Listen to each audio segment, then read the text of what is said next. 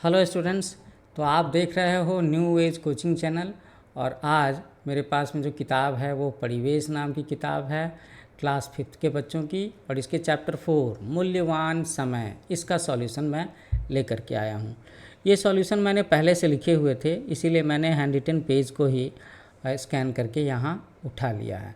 तो left side में आप अपने चैप्टर का कवर पेज देख सकते हो और राइट साइड में मेरे हैंड रिटन सॉल्यूशन है। तो मेरा हैंड रिटन सॉल्यूशन पढ़ने में कभी कभी कहीं दिक्कत आ सकती है, इसलिए मैं इसे पढ़ करके भी सुनाऊंगा। ओके, तो मैं देख रहा हूँ कि मैंने यहाँ पर मौखिक क्वेश्चंस को भी लिखा हुआ है और आंसर को भी लिखा हुआ है। तो मैं इसी से पढ़ करके सुनाना शुरू करता हूँ। ये कविता है। लाख प्रयत्न करने पर भी क्या वापस नहीं आता है, ये पहला सवाल है। ओके, और इस सवाल का उत्तर है बीता हुआ समय। लाख प्रयत्न करने पर भी बीता हुआ समय वापस नहीं आता। दूसरा सवाल है कि धन खोने पर उसे दोबारा कैसे पाया जा सकता है। तो अगर हम और ज़्यादा परिश्रम करें, मेहनत करें, तो हम खोए हुए धन को पा सकते हैं। बापू के कमर में क्या लटकती रहती थी। तो बापू के कमर में एक घड़ी थी जो लटकती रहती थी। बापू को किसकी बर्बादी खटकती थी, बुरी लगती थी, है ना। तो उन्हें समय की बर्बादी बिल्कुल ही नापसंद थी, वो उन्हें खटकती थी। ओके, अब हम लोग लिखित सेक्शन के सवालों को सॉल्व करेंगे। लिखित सेक्शन में आपका पहला सवाल है कि समय को मूल्यवान क्यों कहा जाता है। तो स्टूडेंट्स, आप देख रहे होंगे कि मैंने जो सवालों के जवाब लिखे हैं वो बिल्कुल ब्रीफली लिखे हैं, क्रिस्प जवाब लिखे हैं, टू द पॉइंट लिखे हैं, ताकि आप आसानी से याद कर सको। ओके, तो ये सवाल है कि समय को मूल्यवान क्यों कहा जाता है। तो खोए समय को हम किसी भी कीमत से खरीद नहीं सकते, इसलिए समय को मूल्यवान कहते हैं। दूसरा सवाल है कि पढ़ने से मनुष्य का क्या पा सकता है। तो पढ़ने से मनुष्य विद्या पा सकता है। विद्या आ गई तो आप उसके जरिए दुनिया में बहुत सारी चीज़ें खरीद सकते हो। तीसरा सवाल है धन और समय में क्या मूल्यवान है और क्यों। तो समय अधिक मूल्यवान है क्योंकि समय पर मेहनत कर धन कमा सकते हैं, पर बीते समय को धन से नहीं खरीद सकते। तो धन और समय में क्या मूल्यवान है, समझ में आ गया ना कि समय मूल्यवान है। ओके, कविता में कवि ने क्या गांठ बांधने के लिए कहा है। जब हम लोग किसी को कोई बात गांठ बांधने के लिए कहते हैं तो उसका मतलब होता है ख़ास तौर पर ध्यान रखना, नोट कर लेना, है ना। तो कवि ने कविता में क्या गांठ बांधने के लिए कहा है कि एक एक क्षण मूल्यवान है, ये व्यर्थ ना जाए, बेकार ना होने पाए, ऐसा कहा कवि ने। अगला सवाल है कि कौन सी चीज़ें खो जाने पर भी मिल सकती हैं और कैसे। तो ये फिगर आउट करना है, लिस्ट बनानी है कि दुनिया में ऐसी कौन कौन सी चीज़ें हैं जो खो जाएं। If you lose it then we can regain it. तो धन खो जाए तो हम वापस ला सकते हैं, कैसे, श्रम करने से, है ना। स्वास्थ्य खो जाए तो हम कैसे वापस ला सकते हैं, उपचार करने से, परहेज करने से, इलाज करने से। विद्या पढ़ने से, है ना। तो ये चीज़ें खोने पर मिल सकती हैं, जो समय बीत गया वो हमें नहीं मिल सकती, है ना। जैसे तुम्हारा जो साल 2024 2023 चला गया वो वापस आ सकता है क्या, नहीं। आने वाला साल होगा 2026 207। क्वेश्चन नंबर 3 है वाक्यों को पूरा करने का। तो समय को खोने वाला क्या करता है, पछताता है ना। बीता हुआ समय लाख कोशिश करने पर वापस नहीं आता। मेहनत करने से धन अर्जित हो सकता है। इलाज करने से स्वास्थ्य अच्छा हो सकता है। पढ़ाई करने से विद्या प्राप्ति हो सकती है।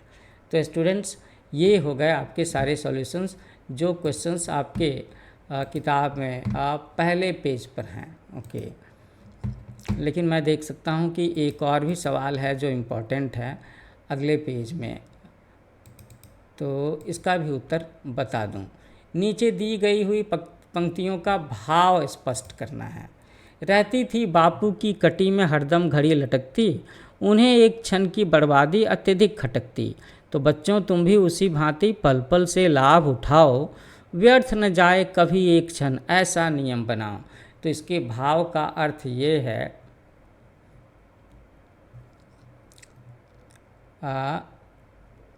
हमारे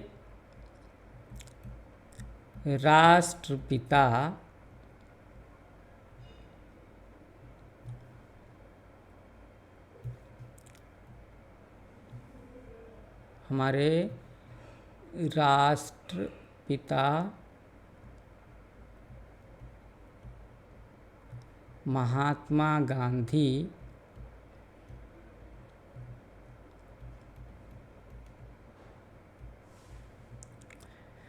को समय बड़ा मूल्यवान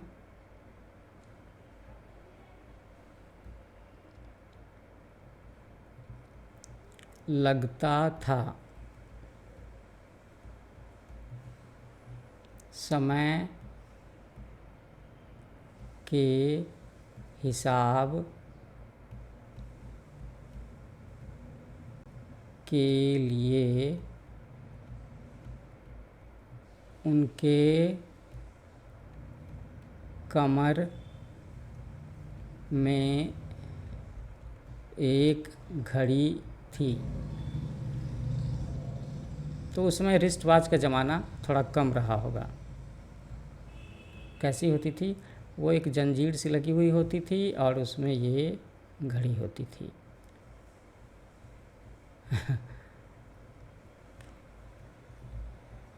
बापू की घड़ी।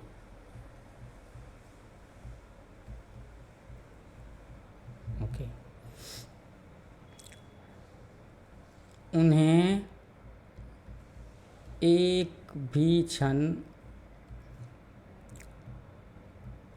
की बर्बादी बहुत खटकती थी।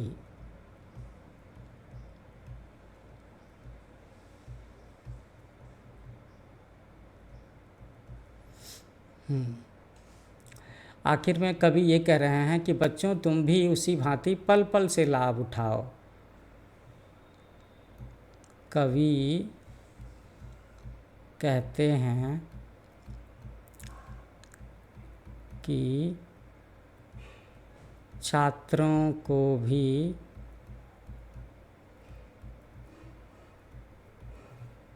उनके जैसे का मतलब गांधी जी के जैसे,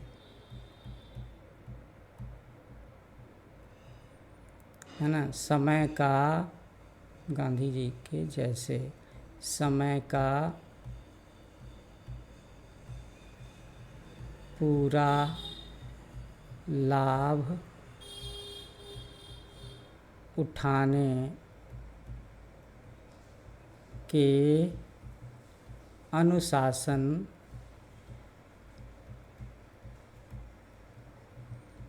का नियम बनाना चाहिए।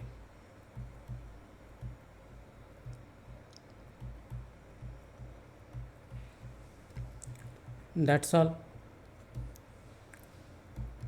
तो स्टूडेंट्स, इसके साथ ही आपका ये सॉल्यूशन वीडियो यहीं पर समाप्त होता है ना। आपको याद है मेरे चैनल का नाम है न्यू एज कोचिंग।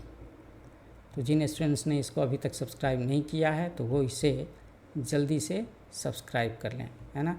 और आप चाहो तो कमेंट में ये भी लिख सकते हो कि आपका नाम क्या है, आपके स्कूल का नाम क्या है और आप किस शहर से बातें कर रहे हो।